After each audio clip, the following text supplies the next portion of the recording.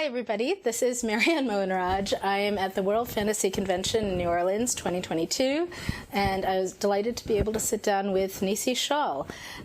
Nisi is one of the guests of honor at this convention, guests, I don't remember what the terms are that they're using this time around, and is someone I've known for a very long time. We first met more than 20 years ago. I edited a short story of theirs for one of the Aquaerotica books, and but since then, Nisi has published many short fiction pieces, edited several anthologies, has written the novel Everfair, and has been teaching the Writing the Other class, which I believe there's a book attached to that as well. Yep. And has won various awards, and so we'll link to a long bibliography on the site. But today we just want to sort of have a conversation about their work so far and maybe where it's going next. So I thought we'd start with Everfair, which I think is just a fabulous alternate history text. For those who aren't familiar, it is centered around King Leopold's War in the Congo, but it's an alternate history and things go very differently than they did in our world. So if you could talk a little about what some of the differences are. Okay, well, so one of the first things is that a bunch of people create the nation of Everfair by buying land from Leopold, because his motivation for all of the horrible things he did was to get money. So if you just gave him money, then that would be fine. And then when people are fighting him, they are using steam technology, which was not discovered earlier by them, but was revved up by the contributions of Macau railway worker who became their engineer-in-chief. Then someone stole a bunch of plans for machine guns, and they used those, and they revolutionized their weaponry. And then they were exposed to a more benign version of the flu, so that they survived the big epidemic, and other people did not. Right. So I feel like we've now had it driven home to us what a difference that kind of thing would make. Yes. So maybe if you could talk a little bit about what drew you to King Leopold's War and this area of history in the Congo to begin with, and. Okay. Well, I have always been really drawn to Victorian times and even earlier. I've read a ton of Anthony Trollope, not everything he's written. I think I'm about halfway through his catalog. Dickens, Thackeray, just fascinated by that time period. And a little earlier, I'm an Austen fan. So, I was already interested in some of the people there, George Bernard Shaw, Edith Nesbit, H.G. Wells, and I was also not drawn to steampunk because even though it's set in that time, it was supporting white supremacy and colonialism as far as I could tell, so I wanted to do something different there. Yeah, it's interesting, right, because, I love the trappings of steampunk, it's super fun dressing up in costume with gears and so on, but when you look at how it tends to play out, it often it's very classist, right? And yes. It's so it's all lords and ladies for the most part, and it's a fantasy of power in a lot of ways, I think, is how it has played out in the past. And so it's interesting to me seeing people like you, or I want to say Diana Foe and Jamie Go, both have done work in like steampunk costuming and writing about it as taking in different directions, right, that are and kind of trying to figure out where there's a space for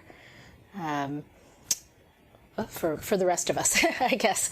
So I've written one steampunky story that was published, I don't know, in one of the Myriad Lands anthologies in Sri Lanka that has some of these elements, and it definitely felt a little challenging. But the nice thing about my story is there are no white people in it, right? It all takes place in Sri Lanka, and so it's a completely different environment, and it's a conflict between two local groups. So there we go. Yeah, so that simplifies it a little, simplifies the politics somewhat.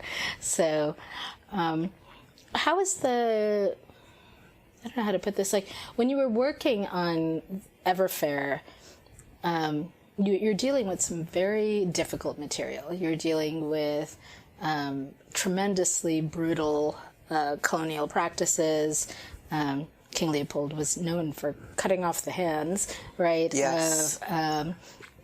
Of the locals, and if I'm remembering right, making them wear them around their necks. Am I making that up? I don't think you are, but it's not what I've heard. I feel like I ran across that at some point, but in any case, and you do interesting things with the hand thing in the book, which I don't want to give too many spoilers. Everyone should just go and read it. But I'm curious, how was it working with this material? Is it... I find that when I'm writing about the war in Sri Lanka, I find it difficult. I find, and I'm working on a novel now having to do with indenture, and it's just emotionally kind of nerve-wracking, like reading through historical material, doing research, is very tough. Yeah. So how is that? How do you approach that? Are there... Well, as Octavia Butler did with Kindred, I tone it down as much as I can. And I tried to start out with positive, happy, cool images of people riding bicycles and stuff. That's right. Because that would be more of a lure. I remember it was actually at a World Fantasy convention earlier that I came to, I think in 2009 or 2010, I was on a panel about steampunk, and I was proposing that I would write this alternate history steampunk set in the Belgian Congo, basically. And Michael Swanwick was on the same panel, and he rolled his eyes and said, "I'm not going to read that." Really? Yes, and I said, I will make you beg to read that. Which he didn't beg, but he did like it. Yeah. So I had to sort of dolly back in filmic terms from some of the horrors and focus more closely on the delights.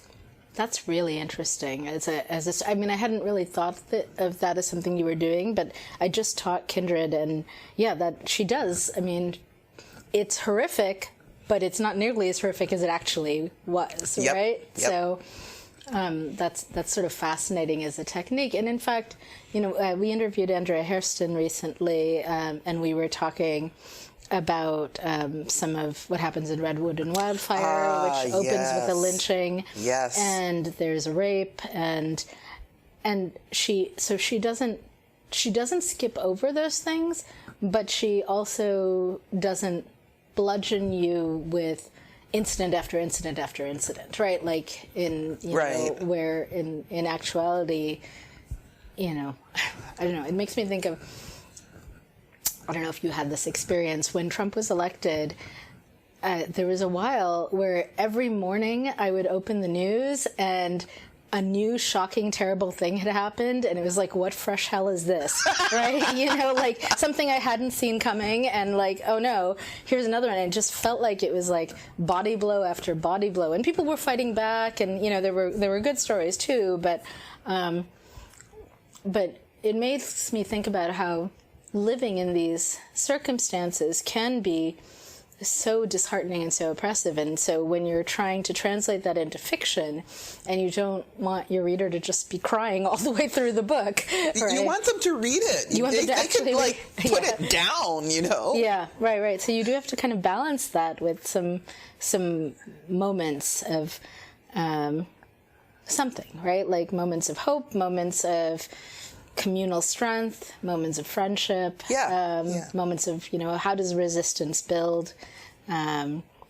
where is there joy still, I think. Yes. Which takes this all out of the realm of misery porn. Right. Yeah.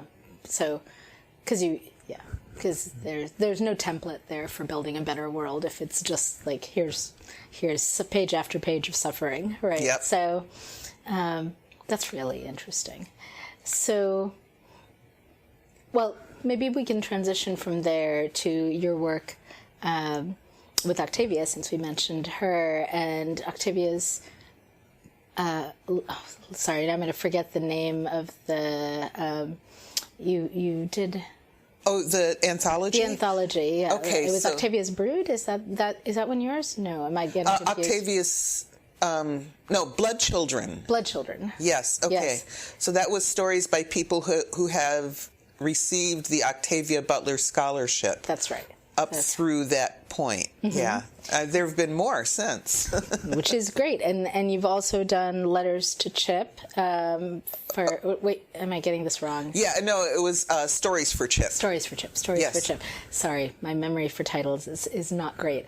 So I was wondering if you could talk a little bit about, sort of what is drawing you to this work with these writers? What do you think is important about this for the next generation?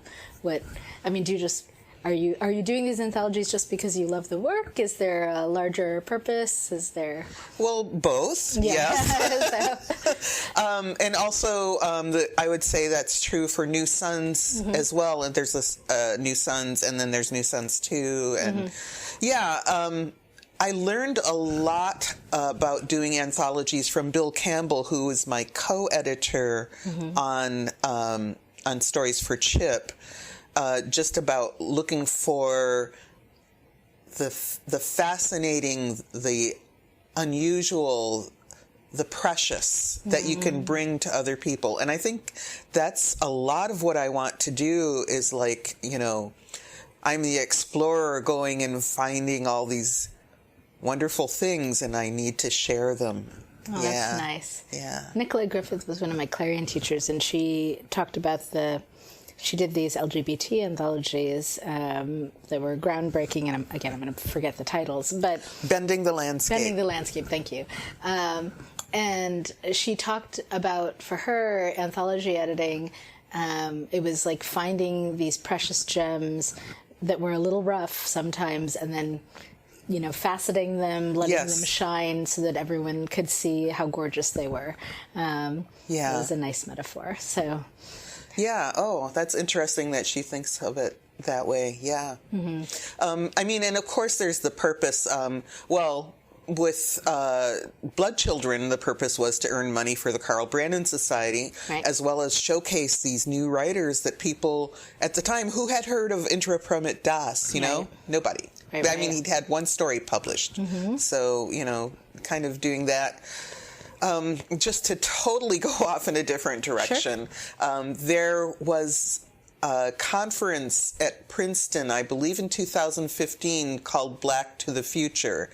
And that conference was just about African American writers, not even the whole, fascinating spectrum of all the many people of color who are now representing us as science fiction authors. But after 3 days of, listening to new writers like Lisa Bolakaja and Rashida Phillips talking about what wonderful things they had done, I sat in the corner and cried because I had done my life's work, and I'm starting to cry now thinking about it, of making this atmosphere where people were coming forward and where there was space for them to come forward and say, I'm here and I'm beautiful. Oh, I love that. That's really great. I think, it's so interesting. When you and I were sort of first starting, it was not a welcoming place. No. Right? And so, we probably met in person at WisCon when we were forming the Carl Brandon Society. Is that was that before or after you went to Clarion West? It was right around then. So so somewhere around then, because I did Clarion during my MFA program, and I also went to WisCon for the first time right around then. So yeah, and the timing would have been Clarion West is in June, and WisCon was in May. So it might have been the following WisCon, and so. So I don't know whether we've talked about this, but I went to WisCon that first time because I met Debbie Notkin at a Diana Paxson party at Greyhaven, and she was telling me that WisCon was trying to encourage more writers of color to come and more fans of color to come. And because it's in Madison, it was a very white environment, and Madison, Wisconsin. And she said, you should come. And I said, I'm a grad student. I have no money. I can't fly across the country to go to a convention. You were in Utah at the time, right? No, I was still in Oakland. I was in my master's program. So, which is why I was at the Greyhaven party. But it must have been after Clarion. And so, because I think that's how I met that whole crowd. And then, and so the Tiptree, she kind of went back to the Tiptree motherboard, and they had some funds set aside to help with this, and they bought my first plane ticket for the con, and so I went, and I think it was a good investment because I went back on my own dime every year after that. So because I love WisCon, but that was when there was this conversation where there were 5 of us talking about what can we do to support writers of color in science fiction, and that's where the Carl Brandon Society came from. It's not that I felt like I couldn't get published before that, but, there were no explicit barriers. It was just implicit. I don't know. It's a little hard to say. What was your experience back then, I guess? Maybe that's a better way in. Yeah, I don't think that things have to be explicit to be effective. Right. And I don't think that they have to be intentional to be effective either. But I did have the feeling that I was supposed to make my way on my own, and that any barriers I came across were just, mine to be dealt with. Whereas after we formed the Carl Brandon Society, I had more of a feeling of a community supporting me. I also have written this essay called Unqualified about the internalized sense of being worthless. Oh, I haven't read that. I have to look that up. So yeah. Oh, it's in the Pocket Workshop. Okay. But it's people would tell me about a writing program, and I would feel like I was not worthy of participating. Yeah. I did not feel I was worthy of participating in Clarion West. Really? Oh, so that's interesting. I feel I have plenty of imposter syndrome around certain areas, but I think my family is very education oriented, and just we're all doctors and teachers, like everyone in my family going back, and so I'm always very comfortable going back to school. So that's like my default is like when I get stressed, I'm like I feel like I don't know how to do stuff. I don't, that I look for some kind of class or school program that I can sign up for. I'm talking about even like in grade school camps, like arts camps or something like that. Yeah. Not even necessarily education, but just what are you? Where are your goals? Can you even think of, I guess one way I could put it is one of the wildest and highest goals that my family had was that I would be a teacher. Whereas at this point, I am being taught. So, and aiming high means that you hit something. And I believe that many of us were taught not to aim high. Yeah. No, I think that this is not for you. This is not your, you are not the kind of people who would do this kind of thing, right? Yeah, so that's really interesting. I think That's fascinating. So what helped you move past that then? So Carl Brandon, having some community support. Yes. And, I feel like I've also had this type of conversation with, I went once at WisCon they had a mid-career gathering, and I was not mid-career yet. I was still early career, but I went to just listen.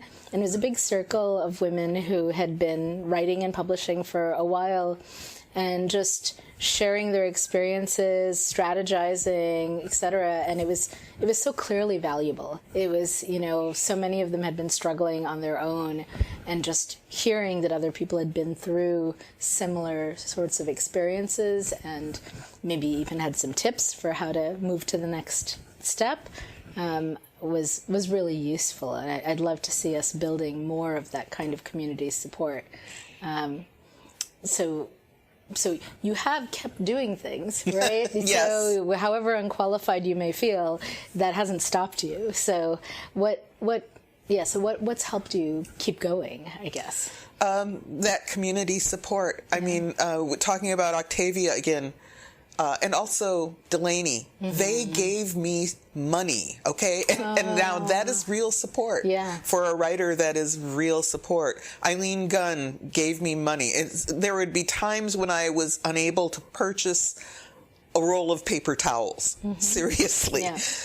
So just, and because that material support is there, it means that the spiritual support is there. It's not just one. I remember Eileen telling me that I could write, and I'm like, this is like Joni Mitchell telling me I could sing, So having support, and I include in the community not just people of color, but people of color's allies, because the community is wide, it is broad, and it is a community of the heart, not of biological designation. Yeah. No, I think there've been a ton of people who've supported me over the years, and it's been very helpful. And of course, that's a lot of why we give out grants at the SLF is just so that we can do some direct. Here's some money. We hope it helps you do your work. And we try not to. The travel grant is the only one where we're. The money is intended to help you support you in travel, but all the other grants are. If you need to buy a laptop, if you need to pay rent, if whatever will make it possible for you to keep working as a writer. So, and I think that's super, super important. I mean, one thing I'd like to see more of is, and Nalo has helped shape, Nalo Hopkinson has sort of shaped some of my ideas on this, because she comes from the Canadian Arts Council and that background.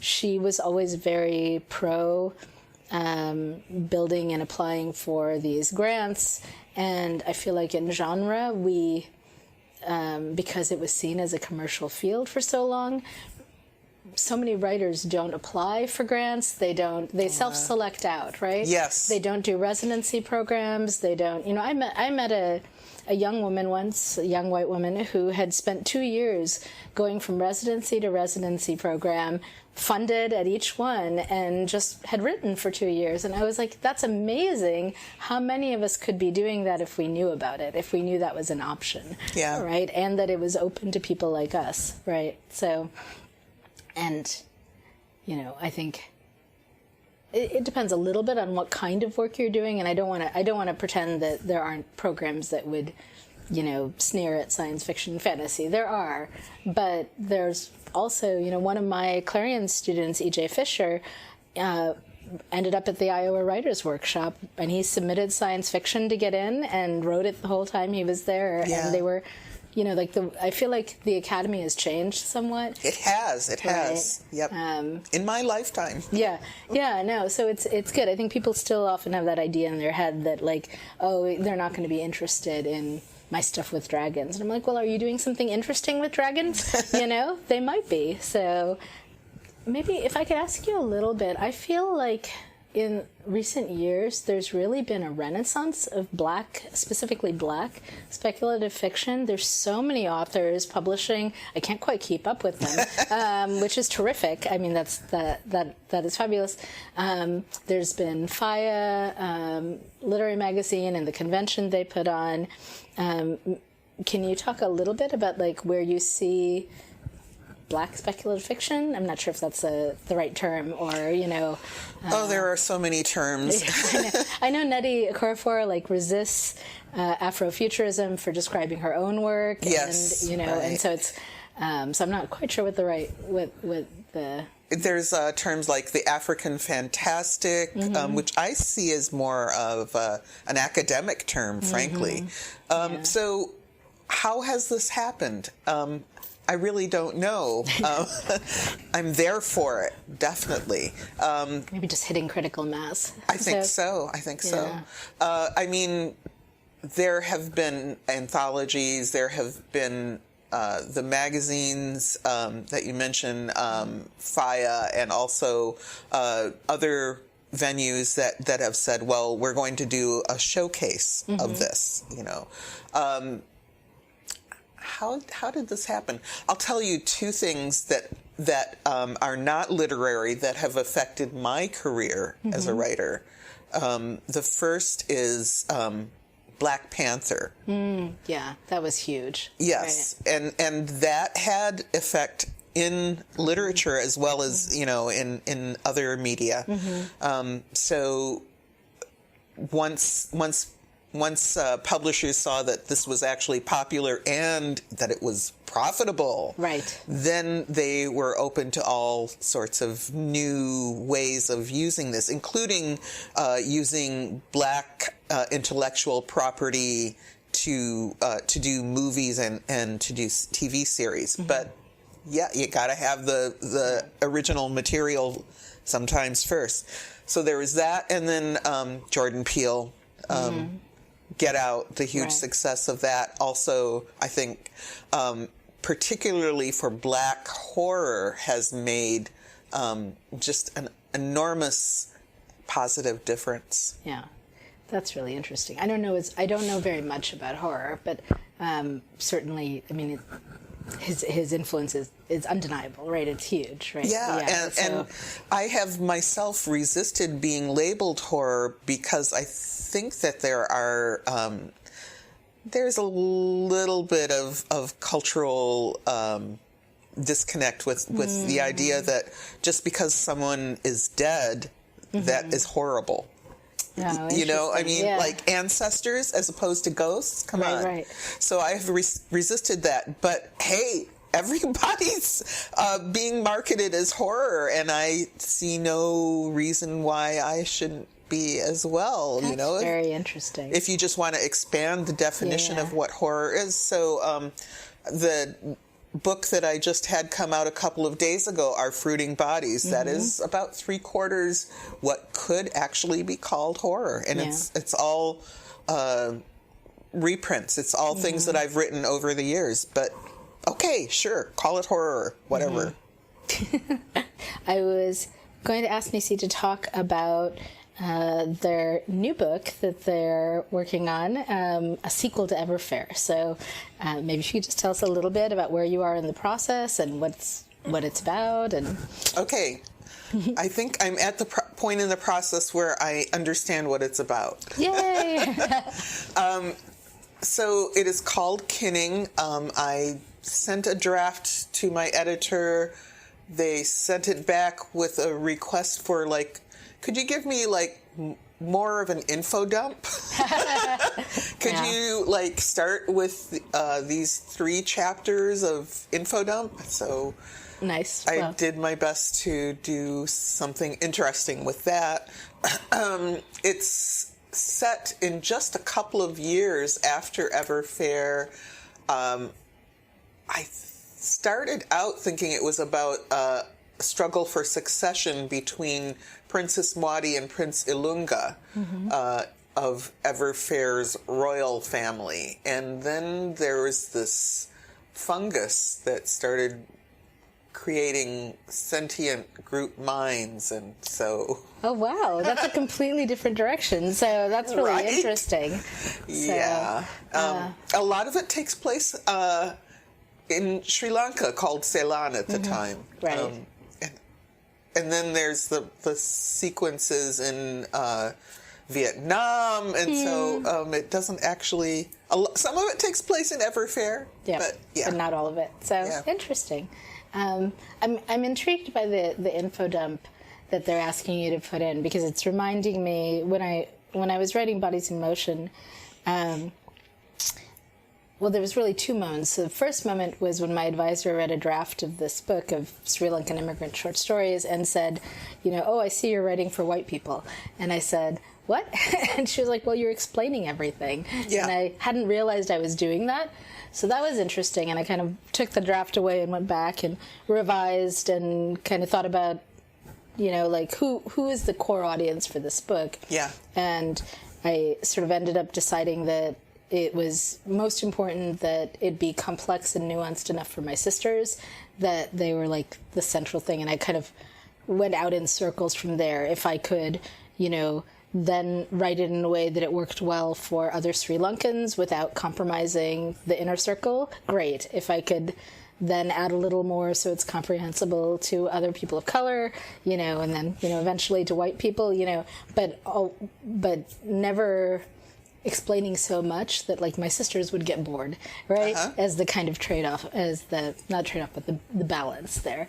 So that was one thing. But the other thing that happened was she read the book and she said, what would you think about adding one more story at the beginning that you can weave in some of the political history, just to situate people who are not necessarily going to know about Sri Lanka's colonial history.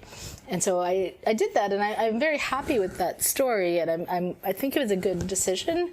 But there's also, that's almost counter to the other impulse, right? Like it's a difficult thing to navigate, and I want to say that. Maybe, now I can't remember which of her books, Toni Morrison, in whether it was The Bluest Eye or...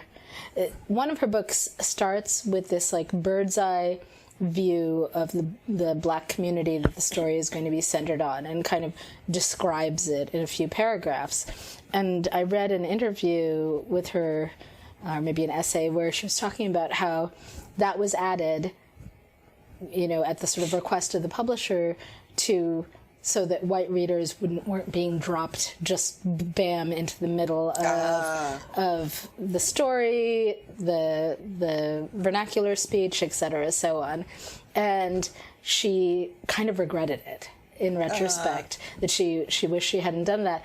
And it's such a hard decision, because if she hadn't, would that book have found such a wide audience, in that time and place when it came out? Right. Like, would people have opened it and felt, like they couldn't get situated? And, I don't know. We talk about author points sometimes as like the idea of, if this author has a certain number of points because they've won awards or you've loved their previous books or whatever, you're willing to give them some grace in the opening chapters of the new book. So, and that lets them get away with difficult things or experimental things. So I'm thinking of like something like The Sound and the Fury, where it's told in these 4 different sections, and the first section is from the point of view of a young man with learning disabilities, and it's very confusing, super hard to follow. And I'm like, oh, Faulkner must have been reasonably famous at this point to get away with this, right? That his publisher was willing to take a risk on it, and it's very confusing. And apparently, he wanted to he ideally would have wanted to color code the book so that each voice was in a different color to make it easier to follow. But that was too expensive to do, so we just had to stumble through it without that. So, although you could do it with an ebook now, so right. Anyway, that's going a little far afield, but I guess I'm wondering, how do you feel about this idea of, info dumping, situating the reader? Do you feel like you need to do more situating for a white American reader than, say, somebody from the Congo, etc.? Well, both. I mean, Yeah. because I'm not from the Congo, so Right. I'm writing from a totally different viewpoint. No, this situation was, part of it was that people would not necessarily know what Everfair was. So they could be coming to the book as a standalone. Right. So there was that. And also, I mean, come on, sentient group minds, fungal infusions, and there was a lot of confusing stuff going on. So So you're okay with like doing a little more hand-holding at the beginning? yes, Yeah. especially because originally it had started out very much straight ahead War of Succession, and then the end was nothing like that. So. Right.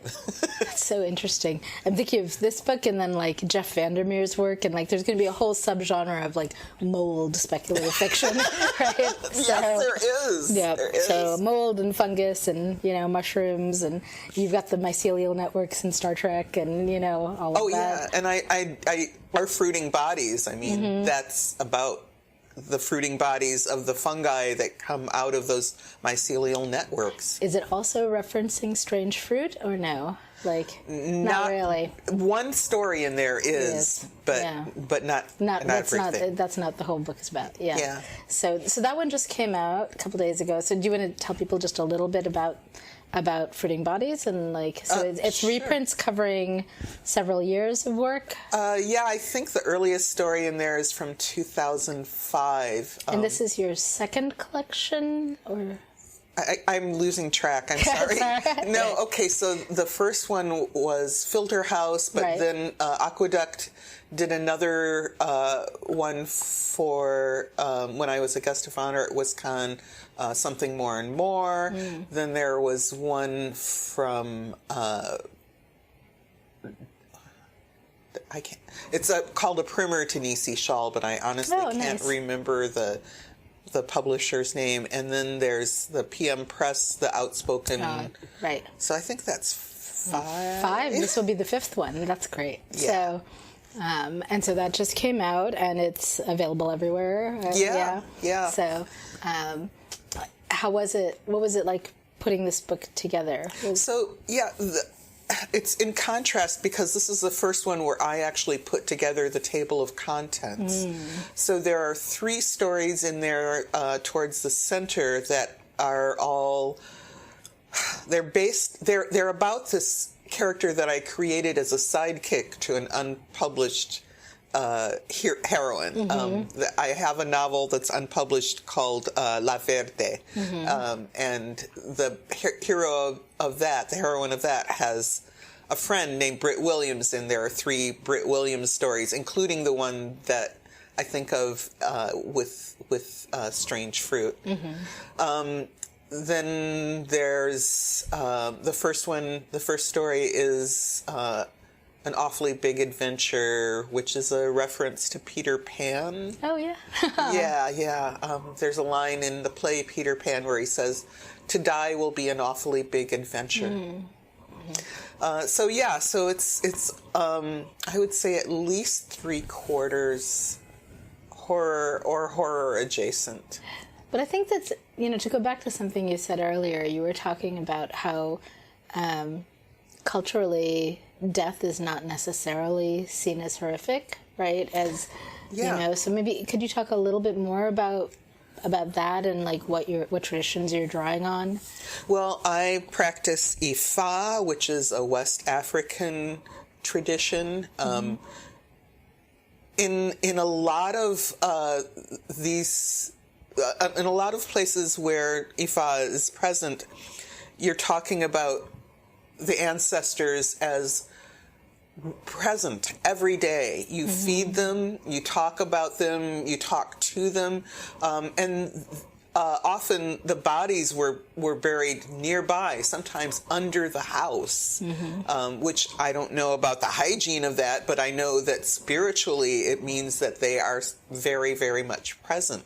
So when I have books or stories where people are in communion with dead people, to me, that's normal. It's like, oh, it's raining. Oh, there's the dead people. Right. Yeah. So. I don't know. That's where I get that from. And I don't think that it's just exclusive to that culture either. I just read Ursula Vernon's Nettle and Bone, and one of the main characters is this dust wife, and her main power is speaking to dead people. And it's presented very neutrally. It's, it's just, sometimes there are unquiet dead or angry, restless dead or whatever. Sometimes there are hungry dead, I've heard. Yeah. But there are others who are fine, who are, they're, sorry, I don't know how to articulate it really. It's just by contrast, like they're the ones that are not angry, the ones that aren't trying to eat you. So I think it's such an interesting concept of, I'm fine now, but I was diagnosed with breast cancer, and my first thought was to record videos for my kids who were young at the time of all the things that I might not be around to tell them. And as it turned out, they caught it early, and I was fine, and I get to tell them all the things. They don't listen, but I tell them. Yes. So, this idea of being able to continue to watch over your descendants, to give them advice, to be in some kind of communication with them.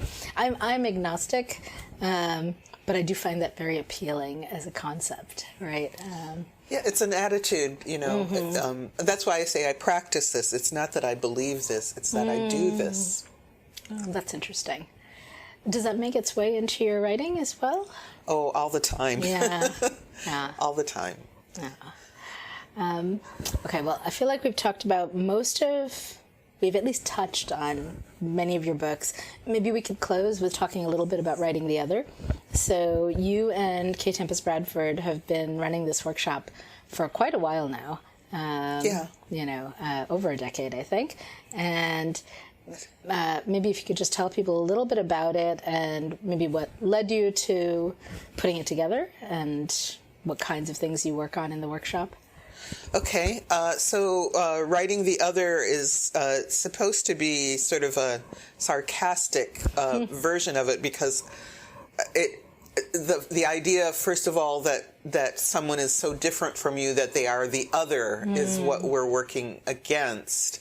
There are people who say that you should not write the other either, and I'm just tired of hearing that.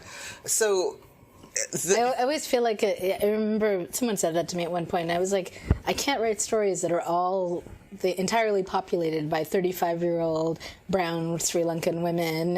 It'd be a very boring story. Boring is the word. To have that kind of, that person talking to herself all over the place. And also unrealistic. Yeah. No. Completely unrepresentative of how life. We're living. Yeah. So, originally, I wrote an essay about this, which came out of my time at Clarion West, actually. Oh, yeah. Yeah, and there's a whole write-up about it on the Aqueduct Press site where they published Writing the Other in the first place. So I wrote this thing about how you can actually write someone who is of a different demographic status in these different ways that are deemed socially important. I mean, everybody's different from everyone else, but there are certain categories that are held up as important. So I wrote this essay. Then I asked my friend Cindy Ward to start teaching it with me. We did a lot of classes in person. Cindy retired from doing this, and Tempest came on and kicked it up to a whole different level, as Tempest often does.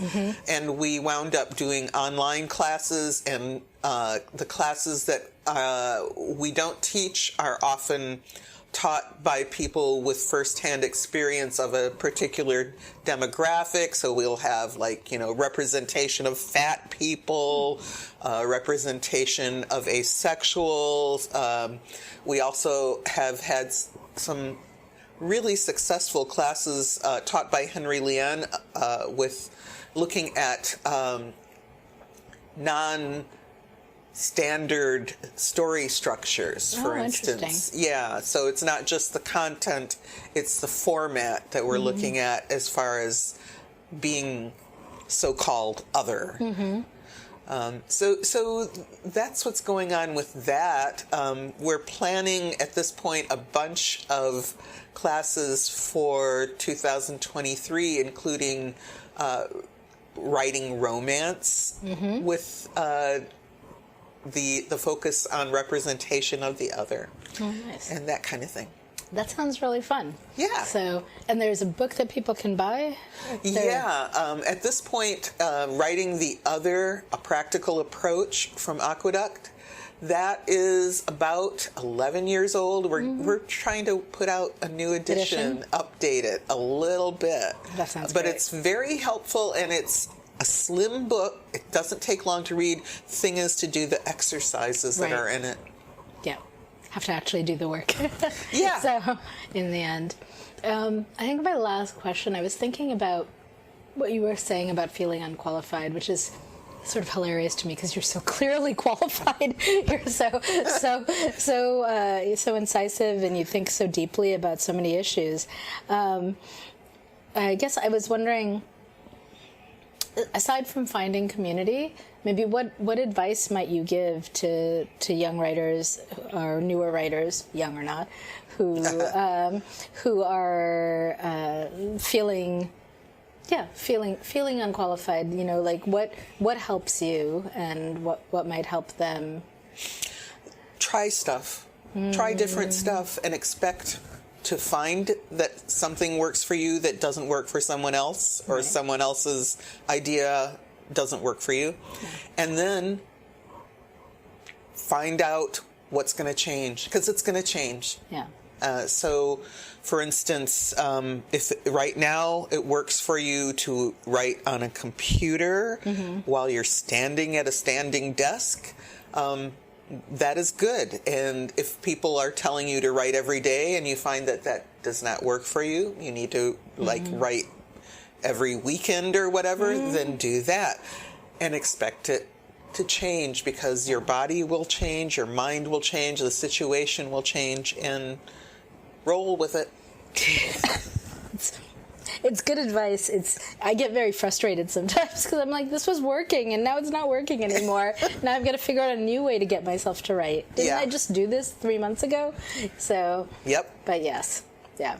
So, I think my advice is do the work that interests you. Oh. You know, because there's so much you can't control about the marketplace, about how your work will be received, about, you know, whether it'll get out there at all. I mean, so you can make yourself so crazy with all the publishing world stuff. And I think if you are doing work that interests you, that challenges you, that is pushing you to your limits, and that you're satisfied with what you have done, you know, no one can take that away from you. Like, right? Like, whatever happens out in the world, you've done this piece of valuable work, right? That you value. Yeah. So, can I recommend a book absolutely. that, other than Writing the Other? It's called About Writing. It's by Samuel Delany. It's a great book, yeah. Yeah. And that is the kind of thing that you can read and reread and find different things every time. Yeah. Yeah. He's a smarty pants. So many useful things in there, and new ways of looking at things. So, well, thank you so much for taking the time to do this, and in your busy guest of honor schedule. I really appreciate it. Yeah, I'm looking forward to reading the new book, Kinning, whenever it comes out. Hopefully not too long, and the new collection. Fruiting Bodies? Our Fruiting Bodies. Our Fruiting Bodies. Because there is another collection called Fruiting Bodies. Oh, okay. Our Fruiting Bodies. Oh, and I have 2 more books coming out. Oh, tell us about the other books, yes. Okay, so on February 14th, my middle grade novel is coming out, Speculation. Oh, good. Oh, I haven't heard about this. So what's it about? So this is set in 1962. It's a historical fantasy, or you could call it horror. So there are these two African-American girls who are spending the holiday weekend, Memorial Day weekend, with their grandparents. One of them sits on and breaks the other's glasses. And it's the holiday weekend, so she can't get any repairs, so she winds up wearing her dead great aunt's glasses through which she sees ghosts. Wow. And that's great. And that's the title, Speculations. I like that. That's awesome. Yeah. And then March 15th, a second volume of New Suns. Wow. I'm so sorry I never sent you a story for that. I kept meaning to. Well, maybe there'll be New Suns. Maybe there'll be a third volume. Yes. I would love to submit something. So, but that's awesome. So New Suns 2 will be out in March. So many good things coming from you. I'm really looking forward. So, thank you. Thank you. Thanks for asking me. Yeah, of course. Hey humans! Don't forget to follow, like, and subscribe on Spotify, Apple Podcasts, Stitcher, and more, so that you don't miss future episodes of Mohanraj and Rosenbaum Are Humans. Leaving us a good rating also helps us reach a wider audience. Engage with us on Twitter at MRAH Podcast, and check out our weekly clips of episodes. If you want to reach us directly to ask questions or continue the conversation, you can email us at mrahpodcast@speculit.org. This podcast is hosted by Anne Mohanraj and Benjamin Rosenbaum.